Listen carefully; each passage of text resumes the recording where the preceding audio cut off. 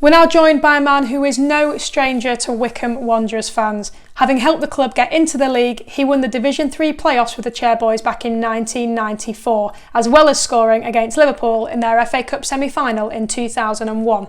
A proper Mr Wycombe, we're delighted to be joined by former player and manager Keith Ryan.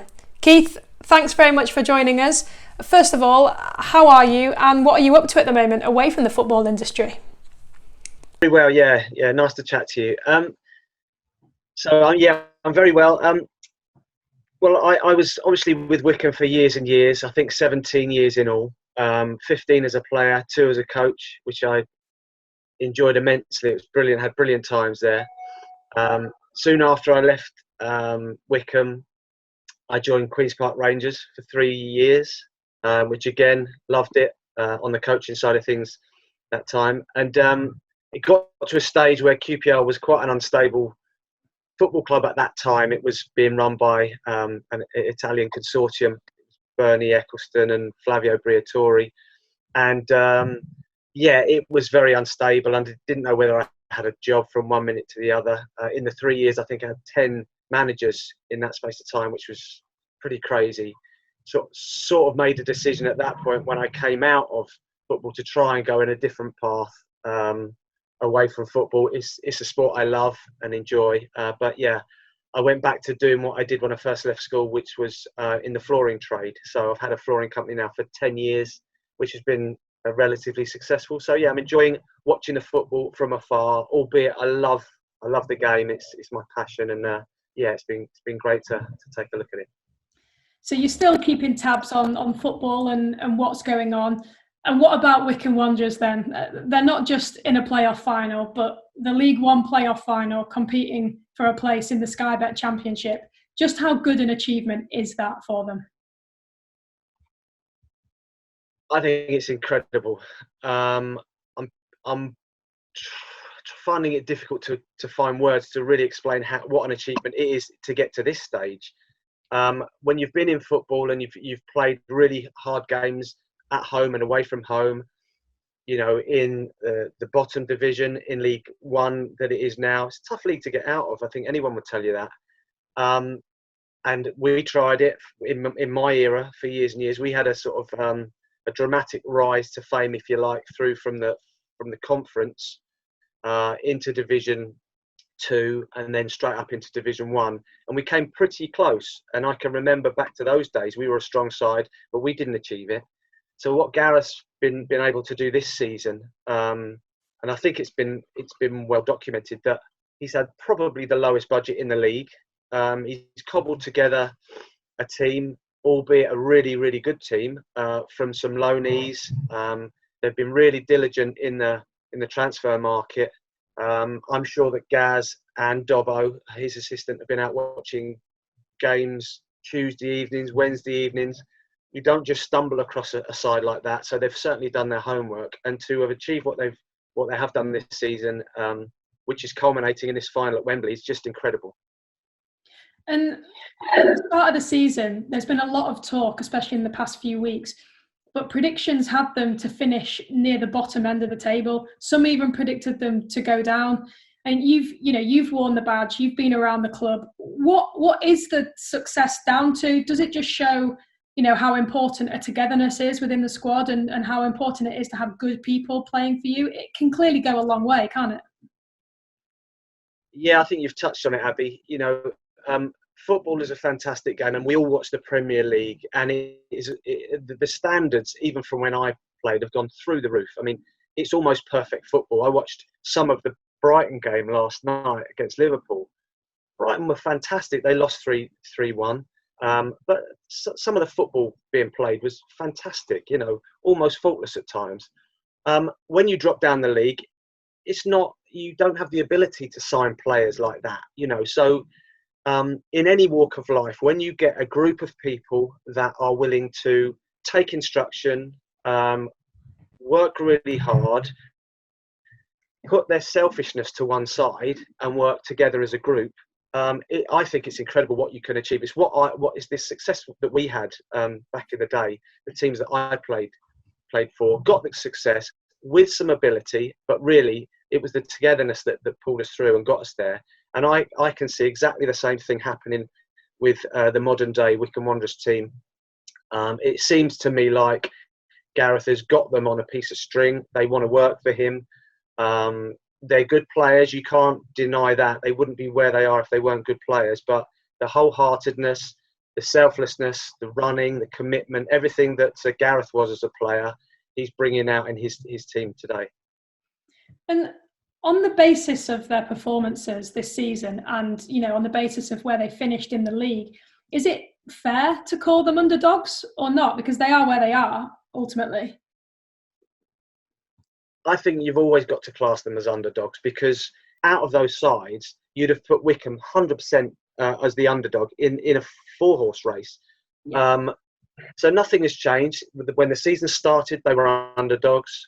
When they got in the playoff, they're underdogs. And actually, it's what Wycombe Wanderers as a football team has thrived on for years and years. There has been a string of sides over the last 30 years, even back in the 70s when Jack Charlton brought his Middlesbrough team down in the FA Cup years and years ago to play. There was an atmosphere around the club. They took the game back to a replay. Graham Souness played for famous Middlesbrough side. So, yeah, even back in history, Wycombe Wanderers have enjoyed being the underdog. So I think that's the way Gareth will like it, going into the final.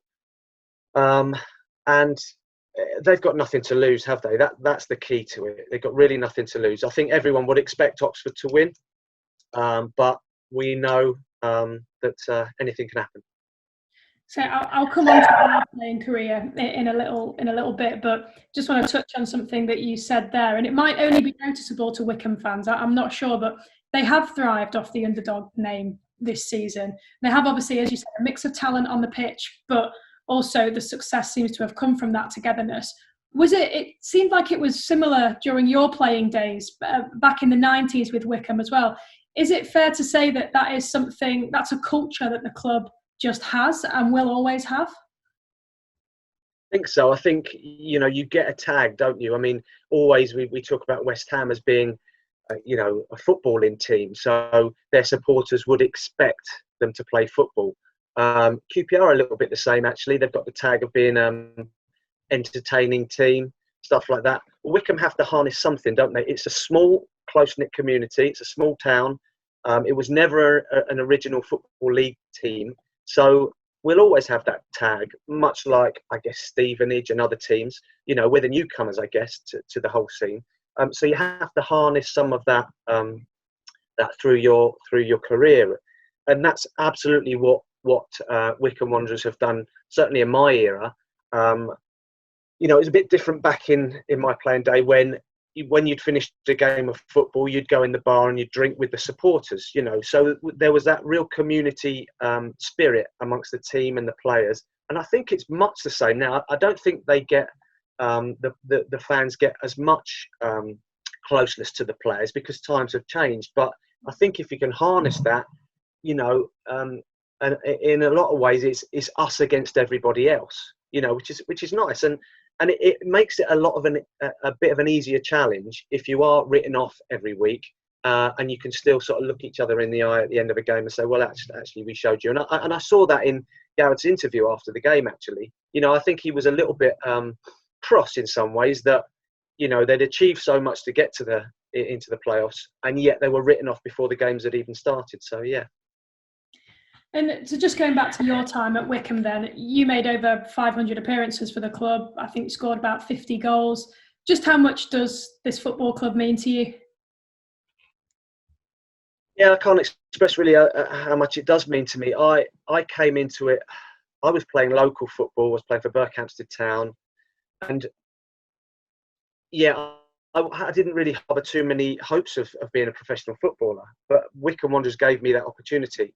So I used to travel over with my cousin, Steve Whitby, who eventually played for Wycombe. And just watch reserve games. And there was a buzz around the place. This is back in the late 80s, early 90s. The stadium was being built, Adams Park. I used to walk around the stadium there when it wasn't even built yet and think, what are all these rooms for? I didn't think they'd be needed at a football club. So it was real excitement for me. There was a buzz in the town because it was all happening. New stadium. Martin O'Neill was manager, big name, had won the European Cup. So he came with such pedigree, and to be leading Wycombe's little team into the new stadium, that was so exciting. And I got the opportunity to be signed by Martin, and that's where the journey began. But there was definitely a buzz and a feel about the place, which I think Gareth is sort of capturing now. And I really, hopefully that propels them to success at Wembley this coming Monday. Is it Monday, the game? Yeah, Monday night, yeah. Yeah. So just want to touch on Martin O'Neill, actually. Obviously, during that period, you were playing and he was manager. You did achieve a lot of success, and it's an era that will always be remembered by Wycombe fans. What was he like to work under as a manager for yourself as a player?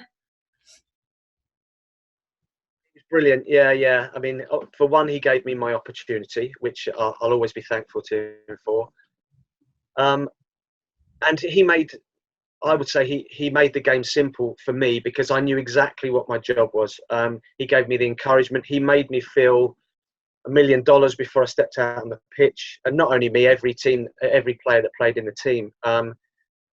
He upset people along the way. He was a hard taskmaster. If you didn't perform, he'd let you know about it. I put him right up there. Well, certainly the best manager that I ever had. And I put him up there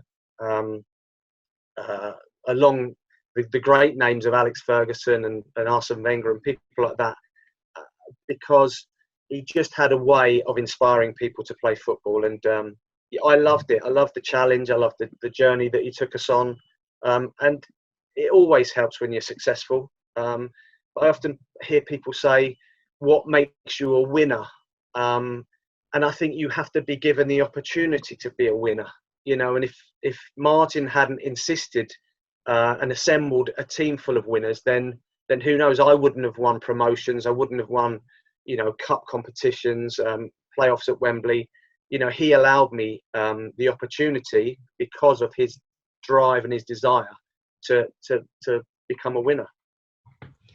And as you said, you had some brilliant times for the club. I mean, you played in all three of the side's visits to Wembley.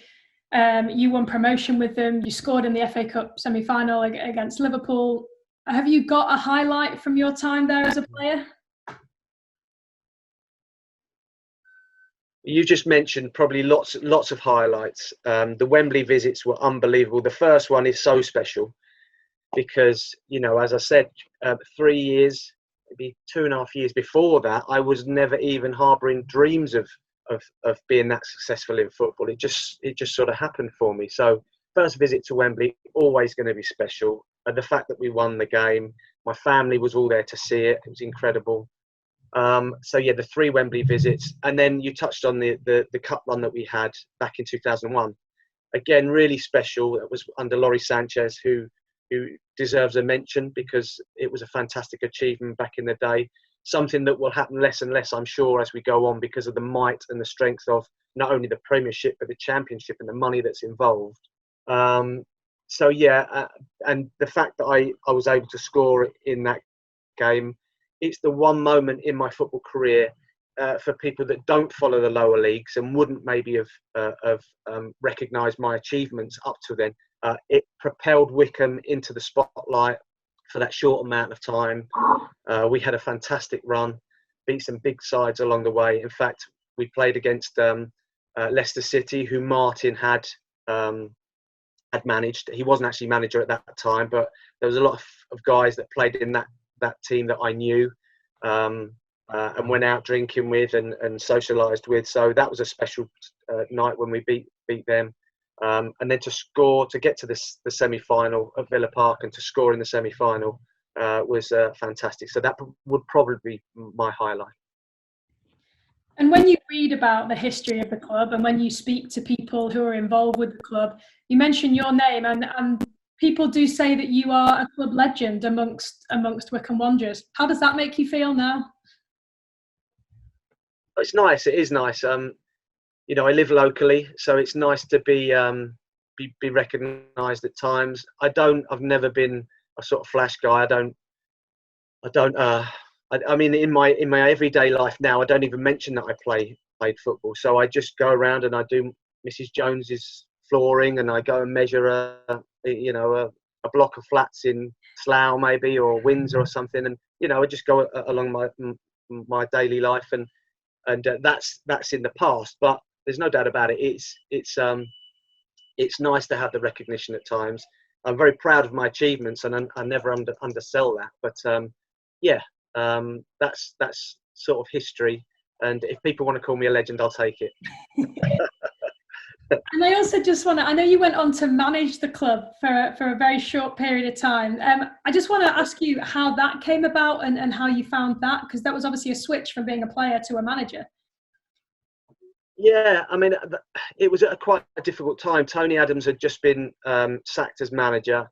I was approached by the chairman. At that time, it was a guy called Ivor Beeks, who's still involved with the club. And they said, would I oversee things until they got a new manager in, which I was more than happy to do. I asked a friend of mine who was working in the youth team if he'd help me run things. His name's Gary Smith. He's working out in America with a good friend of mine, Steve Guppy. They're having some success out there. So Gary came and helped me, and actually the chairman approached me and said, will you take the team? And obviously the answer was going to be yes. And do you need some external help from an old manager? And I said, you know what? It's for a short period of time. I'd like to do it, and I'd like to do it my own way. And I got a buzz from it. Really enjoyed it. Loved it. We won a couple of games, so that was good. That always helps. We'd gone. I think we hadn't won for about 9 league games, and we went to Leyton Orient away, who were top of the league, and we beat them 2-1, which is again a great in my life at my career at Wycombe. Again, no doubt that was a highlight. Fantastic opportunity to manage the club. And then a friend of mine, a good friend of mine, John Gorman, took over the running of the team, and he was kind enough to invite me to stay on as a player coach, which I accepted. And again, loved the coaching aspects of football. I really enjoyed it. But time moves on, things change. In football, whatever job you're doing, if you're doing a great job, sometimes it doesn't matter. There needs to be a change, and you accept that, and we move on. So yeah, but it's a club I love. It's a sport I love. I'm always looking at the results. I speak to Gareth on occasion. In fact, it was my birthday a few days ago, and surprisingly, I looked at the phone and Gareth phoned me up. Hello, mate, how you doing? So he gave me a call, which is nice. Always nice to catch up with Gareth, because I've known him a while. So I wish him well, and I hope things go well for him. And I just want to talk about Gareth Ainsworth then, because I say I've spoken to a lot of people, and a lot of people seem to talk about the influence that he has on this Wycombe side and how he's so key to the success of late. Just how much of an influence has he had on Wycombe Wanderers as a manager? You only got to look where they are. It's been huge, hasn't it? I think he's been fortunate in some ways, and I think Gareth will tell you this as well. Wycombe, going back when he probably signed for them as a player, I don't think they had a massive amount of money. The budget wasn't probably great. He inherited the management role because he was a player and obviously able and fit and able to do the job. He probably, they had struggled at times, hadn't they? They even played a game, was it at Torquay, where they won on the last game of the season to keep them in the league. I think he would say probably at that point there was a toss-up whether he'd keep his job or not. But this is a good advertisement for chairmen and clubs that give someone some time, and things might bear fruit, because he's had a stable club there. He's been able to, and things don't happen in 5 minutes, I'm afraid. It's just not the way it works. If people are on 3-year contracts and players, you have to accommodate them, even if they don't fit into your style of play. But because Gaz has been there for a long period of time, he's been able to implement his morals and his ethos and his everything that goes with what Gareth Ainsworth stands for. He's been able to put that in place over a period of time and sign the players that he wants. As I see it, there's no room for a slacker in that team. it seems to me like everyone, to a man, works their socks off, and I think that's a prerequisite for him if you're going to step across the line in a Wycombe shirt. So, yeah, I mean, his achievements have been outstanding to now, and if he managed to get them into the Championship, I mean, I know that other teams have done it. Burton Albion have been in the. Are they still in the Championship? No, they're in League One. They were recently. Yeah, so Burton are a smaller side. They've been there. There's other teams that have probably, had a little taste of it. So I guess why not Wycombe Wanderers? But I think with the circumstances that surround Wycombe at the moment, the fact that they were almost going to go bankrupt, maybe fold a few months ago, and then the American takeover happened, and I think that gave everybody a lift. I think Gareth would admit that he got a little bit extra into his budget that allowed him to sign 2 or 3 extra lads that have made a difference. I mean, some of the performances from the lads, certainly in the first leg, the guy in midfield off the ball was excellent in the first leg, and Samuel's run his socks off. The 2 centre halves were great, So I mean, he's cobbled together a fantastic set of lads. They seem like they're all working for each other. I have to give a special mention to Matty Bloomfield, who was at the club when I was there. Again, great player, great servant. Probably played 1,000 games by now, I guess. Matty. Seems like he's been there forever. And Joe Jacobson, I think they set the standards along with big Akinfenwa. So whoever comes into the team has to abide by their laws, which is great. They run the dressing room, and I think they're certainly underdogs, but you wouldn't write them off, would you, Abby? Not after the semi-finals and the season they've had, definitely not. And I don't want to sound like I'm repeating myself talking about the culture of Wycombe Wanderers, but I spoke to Joe Jacobson last week, who's obviously been at the club 6 years now. You mentioned Matt Bloomfield, who's now been there 16 years. Right. Gareth Ainsworth has been manager for 8 years. As a club, they seem to really pride themselves on creating an environment that wants to keep players at the club for a length of time, which is rare in football these days, isn't it? I think that's another thing you have to harness. I really do. I mean, I can't understand people being let go at the end of, sometimes at the end of their playing days. For me, and I don't make the decisions, I've met Pete Couig, and I've listened to Rob Couig, who are now the owner and the general manager of Wycombe, and they talk a lot of sense. And Pete, who I met at a golf day once, his knowledge of the football club was unbelievable. He knew things that I would never have imagined that he'd have known. So they've done their homework, and I think they are trying to harness the ethos of the football club. So the longer that Matt Bloomfield can stay at that football club, the better. If there is a coaching role for him, if there's some sort of role for him when his playing days are over, it would be magnificent. There isn't a youth team there at the moment. They don't run a reserve side. So if they get a little bit more money in the coffers and they're able to start that up again, he's a definite candidate for taking that on. And I think all these guys have a lot to offer. For me, when I was there, the opportunity to step onto the coaching side of things was huge. I mean, and it was an honour for me because then I feel you can have more of an influence on where the team goes. Because on a match day, you can only really do, as a captain, as a player, you can only do so much on the field. But if you're given the opportunity to work for the club that you love, you're going to go above and beyond the call of duty to try and make it special and make achievements and make memories. And just final couple of questions, really. Obviously, this time around will be different. There aren't going to be any fans in the ground at Wembley. I know it'll obviously be a unique experience, but the game itself is still of the same magnitude. From someone who's experienced that Wembley final and knows what it's like to play for promotion, how do you approach the game against Oxford United? Yeah, it's going to be difficult for the guys, for the players, and for Gareth, because those occasions are made ever more special by the fans. You know, we all play for fans. We're all show-offs at heart. You know, we like to perform and to get notoriety and get a pat on the back from our fans. You know, that's what the game's all about. And they're not going to be able to have that. There's no doubt in my mind, sometimes those pressure games are stressful, you know.